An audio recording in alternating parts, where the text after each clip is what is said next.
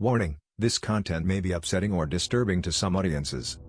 Welcome to Ghost House. If you enjoy my scary stories, please post some ghost emojis in the comments. The first creepy story starts like this. I am here to discuss my experiences with a band, known as Vanablack. They are a progressive death metal band, based in my hometown of Battered Grove, a small, but lively, town in New England. The band consists of 5 members, a drummer, 2 guitarists, a bassist, and a vocalist. Beyond their roles in the band, I know little about them. They've exclusively played shows at my hometown venue since they formed a few months ago, nowhere else, but I've never seen them in town before. I still don't. I don't even know their names. The band and its members are shrouded in mystery. The only thing I'm certain of is what I've witnessed. Before we get into the details of what I've experienced, let's talk about Battered Grove's local music scene. The bands here and in the surrounding towns are predominantly metal or, at least, metal in some form.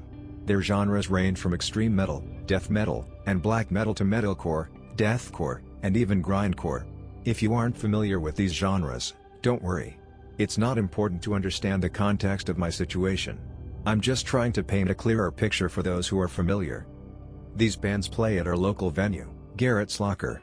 It's a small, run-down place, but it's ours. A great place for kids to have fun. I go there every chance I get. Watching bands, in addition to moshing, is a great stress reliever. But it's more than that. Being at a metal show is a thrilling experience. The environment is positive, the people are friendly, for the most part. Occasionally, there's a moron who likes to crowd kill every chance they get, and the music is phenomenal. It's a heavenly assault on the ears and an alleviating comfort to the soul. There's nothing else like it. In more recent years, financial issues have led the venue owners to allow in touring bands. These bands have a bigger draw than locals, and more people equals more money. There's nothing wrong with keeping your head above water, especially when it means saving the place, but I miss when the venue was ours and only ours. It was like a secret club, almost, a place for local musicians only. Our escape from the day-to-day troubles of the world. I mean, it still is all of that. But the touring bands bring fans with them that just don't give a shit. Seen girls that care more about who's cuter, rather than the actual quality of the material. I'm not judging. I just miss the old crowd. One day, I noticed an invite on Facebook to an event page for Garrett's Locker. It was a show, but not just any show. It was an all-local Metalfest jamboree. As it said on the page. All locals, huh? I was intrigued. I hadn't been to a show at Garrett's with all local bands in years. This was great, I thought. I looked at the lineup to see who was playing. I recognized every band on the bill, save for one. Vanablack. They must have been new, I thought. But new local bands almost always were openers. Vanablack was headlining the event. I found this very odd, but I assumed they paid the promoter for the spot or something. Things like that happened occasionally. Rarely, but they happened. I figured this must have been one of those times. Fast forward to the day of the show. My friend, Billy, and I showed up early, as we usually did. We always loved to hang out in front of the venue for a while before the show started. It gave us a chance to meet friends and meet some of the bands during load-in. We already knew all of the members in these bands, having seen them play for years. Instead of a meet and greet, it was more like a family reunion. But at every family reunion, there are always new relatives to meet. You know, those cousins you never knew you had? That was Vanablack. While talking with the lead singer of my favorite local band, a bus pulled up. Thinking it was an actual bus using the parking lot to turn around, everyone got out of the way. Instead of turning around, it parked. That's when I noticed the lettering on the side of the bus, VB. That's when I knew that it belonged to Vanablack. This was a surprise. No local band, or even touring band, had ever showed up to Garrett's with a bus. It was always either multiple cars, a couple of pickup trucks, an SUV, or a van. Having an actual tour bus was impressive, especially for a local band. This, coupled with the fact that no one else knew anything about the band either, caused everyone to stare. We were waiting to put a face to the name, so to speak. We were waiting for the big reveal. With equipment in hand, 5 cloaked figures came off of the bus in an orderly fashion and walked into Garrett's. When I say cloaked, I mean cloaked, hood and all. I couldn't even make out a single face. Strange is an understatement. It was downright bizarre. Billy agreed, having seen nothing like it, and he's been to more shows than I have. Besides confusing us, Vanablack's grand entrance succeeded in making people interested. It was all anyone could talk about the whole night. The mystery surrounding the band was enough to make everyone insatiably curious. I have to admit, I was looking forward to seeing what they offered.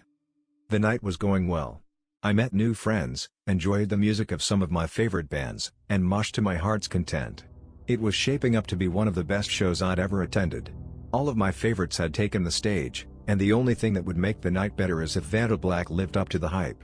Having not emptied my bladder all night, however, I took a bathroom break right before their set. The bathroom for Garrett's locker was actually in another building, connected to Garrett's via a long and narrow hallway. This meant a bit of a walk was needed to get there and back, which was part of the reason I hadn't gone all night. When I finally arrived at the bathroom, I noticed something weird. Among the many band stickers on the wall by the sink, there was something else. Carved into the wall was the letters VB, followed by a strange symbol. I figured that one of Vanderbilt's members had put it there. It was kind of fucked up to carve it in the wall, though, and besides, what was the purpose? Carving your band's initials and symbol into a bathroom wall isn't exactly the greatest method of promotion. I simply brushed it off and finished my business before returning to the show. Upon returning, I could hear the music as it filled the room. Vanderbilt had already begun their set. From the sounds of it, they were good. Not just good, but great, even better when I got a view of the stage. The members were dressed up in dark, brooding get-ups. Some of their clothing included gauntlets, spiked boots, chainmail, and horned helmets. The vocalist was wearing what looked like samurai armor. They all had different styles, but all of their clothing and armor was black.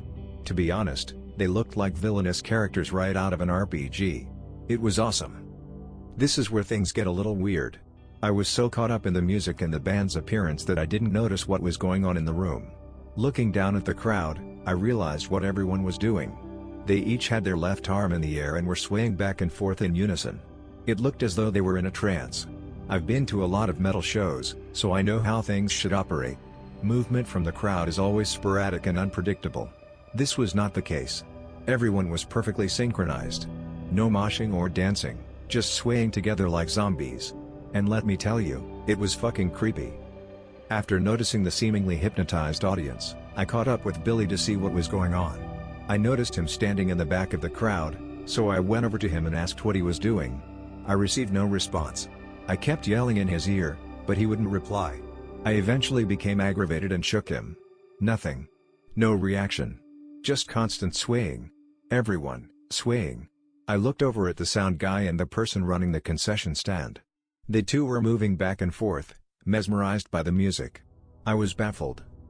I watched the rest of Vanderbilt's set from the back of the room, not knowing what the hell was going on. Eventually, they played their last song, and just like that, everyone snapped out of it. Looking dazed as ever, they all wandered out of the room and to their cars. Billy was my ride home, so I followed him. On the drive home, I mentioned to Billy that I tried to get his attention during the show. He acted like he didn't recall this. But what he remembered was Vanderbilt. He wouldn't shut up about how great they were. It's all he talked about the whole ride home. He even ventured to say they were his favorite band now. That struck me as highly unusual. I'd known Billy for years. I also knew his favorite band. He would never put another band above them, especially after only seeing them play once. I didn't voice my thoughts to Billy, though. I just wanted to go home and sleep and forget about the whole thing. And I did, until the next morning. I woke up the next day, sore. My arms and legs were in pain from the night before. Moshing will do that to you. Because of this, I popped a few aspirin before starting my daily routine. Everything was back to normal, until I checked my phone. I had a few Facebook notifications. Nothing out of the ordinary at first, a like here, a comment there. One notification, though, was an invite from Billy to like the page Vanderbilt. I then remembered the peculiar show they put on and how they hypnotized my friends. I decided to do a little research. I visited the Facebook page and checked out their music. They had one release, The Nihilist. It was free to download and contained 5 songs, all of which I recognized from the previous night. One that really stood out to me was Knowledge of the Damned. This was the song they were playing when I entered the room. All songs were professionally recorded and sounded as high quality as any touring band's music would sound. I was impressed, but that wasn't what I came to the page for. I scoured the page for any answers to what happened the night before. I found little. The page had just been created. There were no posts or pictures. Still, they had roughly 200 likes. This was also about the number of people who had attended the show. No new band could gather likes that quickly. It was unheard of. Something still wasn't adding up. As I sat there, completely baffled, I noticed Vandelblack make their first post. It was for a show the following day. It read Vandelblack's secret show, True Followers Only. The title was odd. I clicked on it to find out more. These were the details provided. Welcome to your new belief system. This is an opportunity to show Vandelblack you are a true follower. Rules are simple. Find a Stygian tome. This will be your ticket into the event. It also contains the event's coordinates. Tome locations are outlined below. Several locations were listed, including the Grovewood Cemetery, right near my house. I didn't understand the secrecy or the meaning of the event, but I was compelled to find out more. Something wasn't right, and I wanted to know exactly what it was. I thought that, perhaps, the secret show would shed light on the situation. As such, I decided to find a Stygian tome. I searched for a few hours in the cemetery before finding what I was looking for. Leaning up against one of the gravestones was a small, brown, leather-bound book. I picked it up and inspected it. It lacked any noticeable features, aside from the black silhouette of a ram's head embossed on the front. Inside, there was a single page with the show's coordinates, followed by several blank ones. Despite the lack of characteristics, the book was very nice. Vandelblack was going all out for this show. It made me want to attend the event even more, if only out of pure curiosity. The next day, I punched the coordinates into a GPS app on my phone. The place was in town, but seemed to be in the middle of the woods. This made me hesitant, but morbid curiosity outweighed my concern. I would have to walk there, but it wasn't that big of a deal. A hike wouldn't be the worst thing for me. Giving myself enough time to get there before the event started, I set off into the woods behind my house. It took nearly 2 hours to reach the spot. There were no trails, so I fought with branches and briars most of the time. It was hell, but I made it there in time. Upon arriving, I noticed something right off the bat. I saw no instruments or equipment. Kind of hard to play a show without those, right? What I didn't know, at the time, was there would not be a show, at least not of the musical variety. The members were standing near a large tree, wearing those cloaks they adorned when first entering Garrett's. Others were showing up. I watched as they walked over to the members, handed in tomes identical to mine, and then stood in a circular formation. I followed. The circular formation was purposeful. On the ground in front of us was a large design, spray-painted in red on the ground. It was the symbol I had seen carved into the bathroom wall contained in a circle. Before I could contemplate its meaning, I noticed Billy walk up and turn in his tome.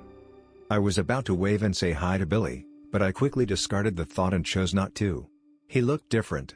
Different, but familiar. It was the same look he had when swaying during Vandelblack's set. I then looked around and realized that everyone looked like that. They were all in a trance, just like they had been during the show. I was the only one out of place.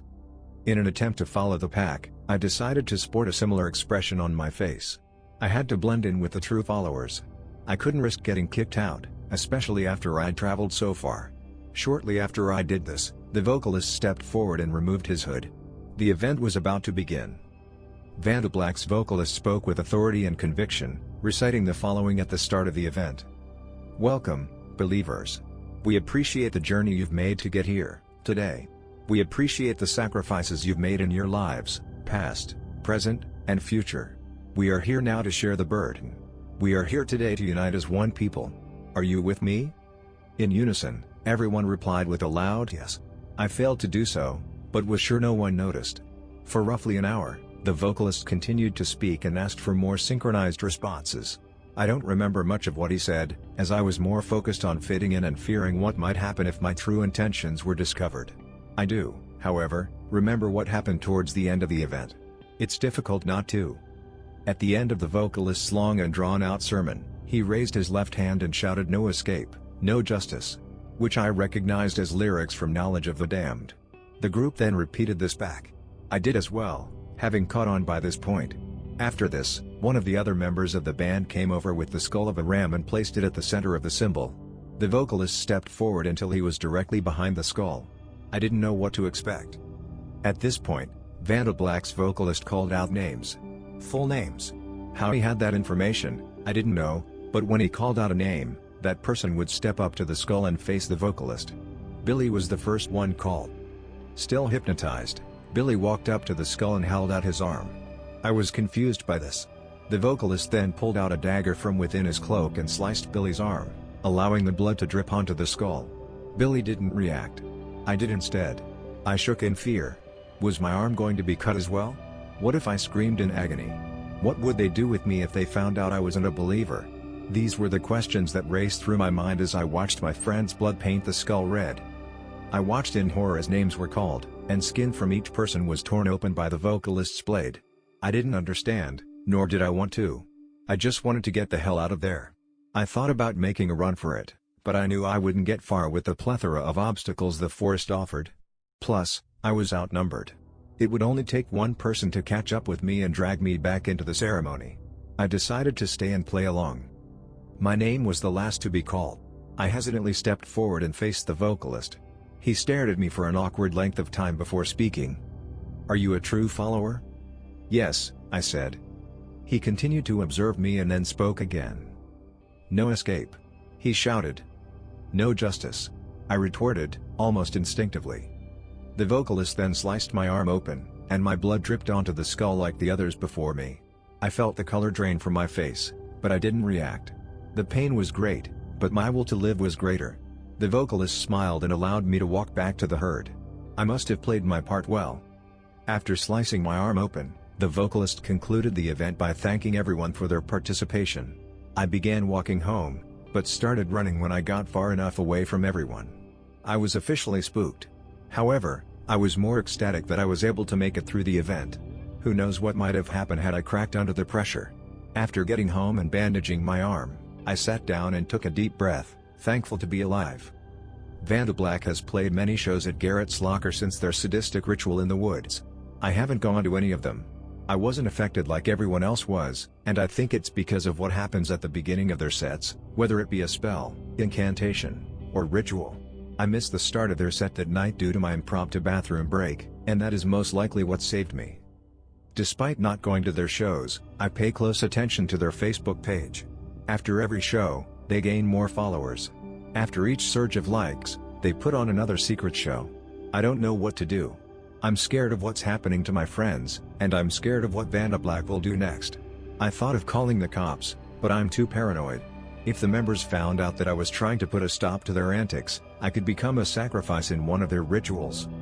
I have nightmares about that day in the woods. It plays out like it did in real life, only instead of slicing everyone's arms, he stabs them in the heart, killing them instantly. I want to run, but cannot move. After watching everyone else die, the vocalist walks over to me. Just as he's about to deal the final blow, I wake up. Every single night this happens. Why? Why? The thing that scares me the most is that I keep finding myself listening to their music. It's the only thing that seems to comfort me. And when I do, I feel the need to join them. I feel the need to be a part of their nefarious cult, and I don't know why. I'm at the end of my rope, here, and I can feel myself slipping. Their lyrics keep ringing in my head, and I think they hold true. There is no escape, and there is no justice. I don't think they can be stopped, and I don't think I can keep myself from them any longer. I want the nightmares to end. I think it's time to become a true follower. This is the end of the story, now let's move on to the next one. One night outside Longfield, Massachusetts was all it took to never feel peace again. The little town is not too far from Thoreau's famed Walden, and curiosity drove me and some like-minded friends to make the trek one hot summer. It's a little place, and so secluded that you won't find it on most maps. We thought exposure to such pristine nature would prove enlightening. Simon, Will, and I checked into a cozy Longfield bed and breakfast that Sunday afternoon. Now, almost a decade later, Will is long since dead and Simon is comatose in a mental ward somewhere out in Connecticut. I'm the only one intact enough now to say what happened that warm, foggy evening. We stopped by a quaint bar at around 5, to taste the local drafts. We took our time flirting with the girls and singing the familiar songs that came on the jukebox, and when we were done, we decided to see what the nearby woods had to show us. We paid our tab, gathered our things, and made for the trees in the distance. Once in the thick of nature, we could feel the peacefulness all around us. The smell and the sound of pure, unmolested life everywhere was intoxicating. We hiked until it was dark. Then, we dug our flashlights out from our backpacks and pressed on a little more. The woods at night are magical, and we found ourselves grinning earnestly at each other as we walked. It was perhaps 10 in the evening when we decided we wanted to head back. Still not satisfied with our experience, however, we took a different route home. It wasn't long before we found a clearing that we must have missed on our first pass through the trees.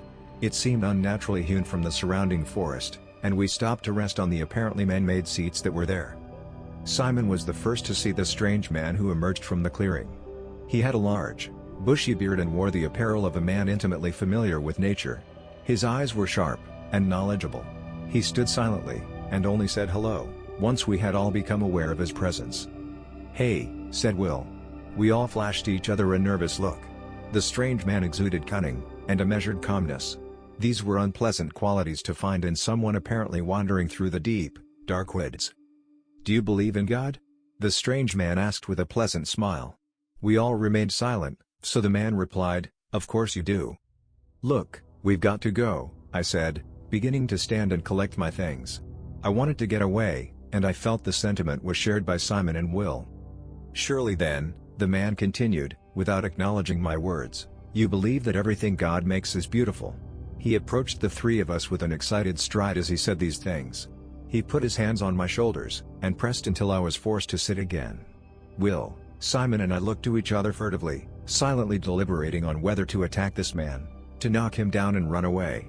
But, the man had not done anything to warrant such aggression. At least, not yet. So, we stayed. The man continued speaking. "I'd like to share some of God's beauty with you all," he said. Then, from his coat, he produced a tin drinking flask. We all smiled with relief. Surely, this strange man was just a friendly drunkard.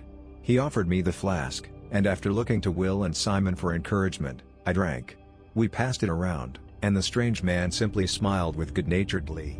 He seemed so pleased, in fact, just to be sharing with us.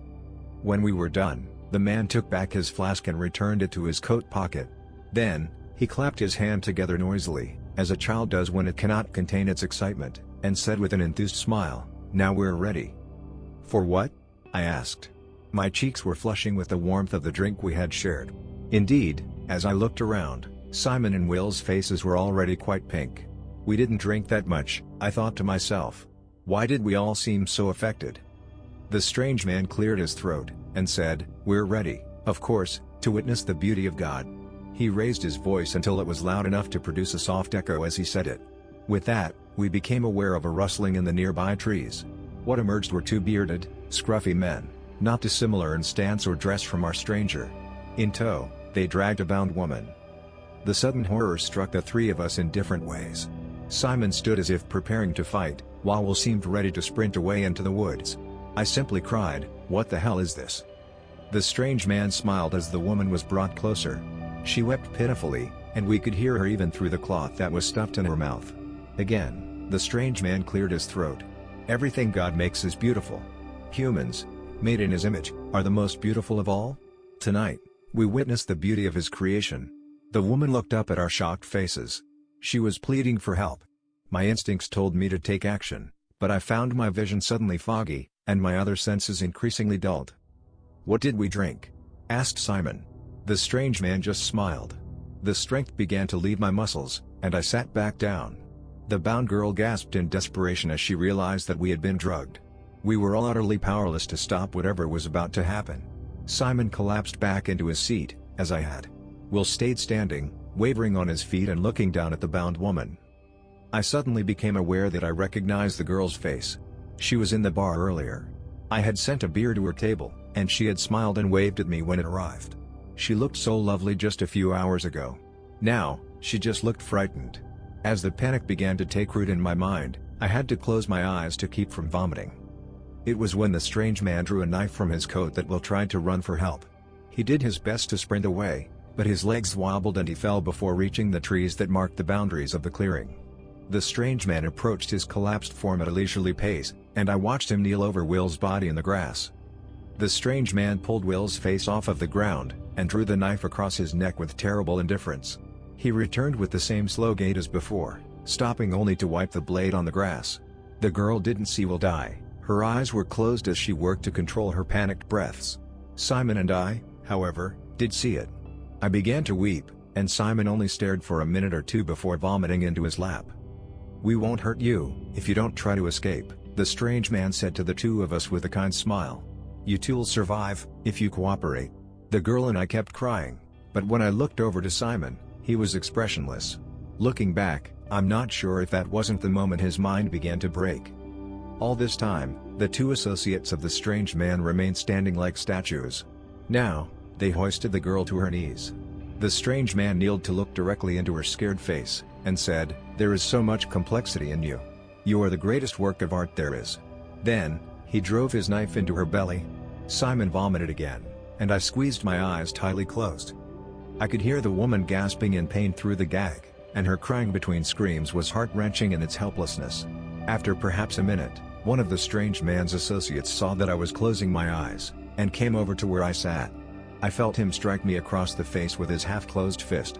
When I still refused to witness the slaughter, I felt his hand close around my throat. "Watch, or we'll cut you up next," he said. So, I opened my eyes. By now the girl was almost dead. I can't be sure, but I think she was watching my face when she finally bled out. The way her expression softened as her focus finally came to rest on me will never leave my memory. I looked over at Simon, who still seemed to just be staring at something far, far away. His mind was gone by this point, I'm sure. I almost envy him. "Look," said the strange man. He was pulling her insides out, and holding them up for his associates and us to see. When he held her entrails close to my face, I could smell her viscera all around me. Finally, I puked. The strange man frowned, and offered the pile of guts to Simon. Simon just continued to stare, which seemed at least to sate the strange man's desire for a participating audience. "I trust you two have learned a lesson about the beauty that God has put in everything," he said loudly, with just a hint of disappointment. The tone was like that of a teacher speaking to hopelessly disinterested students. Now, it's time for the final step. It was then I noticed that the two associates of the strange man were building a fire. "There is nothing more offensive to God than wasting the gifts he gives us," the strange man said. "The drug you've been given might be making you feel drowsy at this point. But, rest assured, we will make sure you participate whether you're awake or not." My last memory before passing out was watching the man hoist the girl's form onto a roaring fire. The way they moved her was unceremonious, and rough. Simon fell asleep before I did, and when we awoke at dawn there was no trace of the men at all. There were only the ashes of a large fire, and the two of us. The men had taken Will's body, and anything that was left of the girl. They left us, I presume, to learn our lesson about God and beauty. I hoisted Simon over my shoulder, and brought him back into town. It was hard going through the trees, but my adrenaline helped. An ambulance was immediately called for Simon, who was still a silent rag doll. I've visited him once or twice in his hospital room since then. He only stares wordlessly at the far wall from his bed, day after day. Sometimes, he just starts crying. I tried to go to the police, but they were incredulous. No one ever reported the girl from the bar missing. Or, if someone did, it never reached Longfield. I guess she was from out of town, like us. I even brought the police back out to the woods where it all happened, but there was nothing there to indicate that my story was true. The cops all thought that Simon and I were just two druggies who had suffered a bad trip out in the woods. When I told them about Will, they formed a missing person search effort that lasted 2 weeks. Ultimately, everyone gave up. They told his grieving parents that he must have gotten lost in the woods. From there, they said, he probably became disoriented and injured himself fatally. No body was ever recovered. I'd like to tell myself it was all a fever dream. I'd like to think that the strange man just drugged us with something that gave Simon and me awful hallucinations. Maybe Will really did wander out into the woods, and got lost in some crevasse or ravine. I want to believe these things more than anything in the world. But, I can't. I can't for one very specific reason. That morning when Simon and I awoke to find the strange man and his associates gone, I was sober. I'm sure of that. I was totally sober that horrible morning, and that sobriety means one thing. When I woke up and smacked my lips together for the first time, I wasn't imagining the taste of fresh, human gore in my mouth. I've lived for years now with a pain in my stomach, which I thought was stress-related. I figured it was some kind of ulcer brought on by the trauma of what happened. It was only years later that an X-ray found the bit of human bone wedged in my digestive tract. This is the end of the story, now let's move on to the next one. When someone asks you about your dream home, how do you respond? It might be an apartment in a big city, a big house on a farm, or, if you're like me, a cozy house with a picket fence in the suburbs. My husband and I moved into my dream home about 5 years ago. It's located in a tiny town, One of those places where everyone knows everyone and no one locks their doors, about a 30-minute drive from the city. We thought we found the perfect place. We were so very wrong. You see, the thing about people is that you never really know them. It's common in this kind of town, and everywhere really, to come across the type of people who seem to be the nicest and most normal human beings on the planet, but who were different monsters behind closed doors. Usually it's nothing more than hidden alcoholism or drug use, a secret affair, or domestic abuse. But even Jeffrey Dahmer seemed like an okay guy, and we all know what skeletons were in his closet and fridge. The weirdness started a few months ago when our new neighbor moved in next door. He kept to himself. He didn't talk to anyone except for the occasional visitors that came from out of town to see him. They were a catalyst for rumors. I'd heard that he was a drug dealer, that he had been in and out of prison, and that he was cut out of his family's lives for touching his nephew or niece but not reported for it out of pity. He was quiet and a little creepy, but he seemed okay to me. Apparently, I'm an idiot. A couple of weeks ago, my sister was leaving my house late at night when she noticed that the dome light on her car was on. Someone had just been in there, it seemed.